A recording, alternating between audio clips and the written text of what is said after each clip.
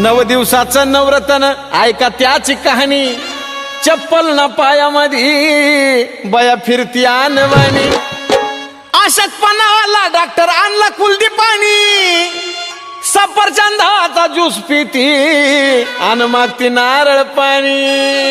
हे साजन उपाय सांगतोय मोरला ग माझ्या बायकोनं उपास धरला साजन उपाय सांगतोय मोरला ग माझ्या बायकोनं उपास धरला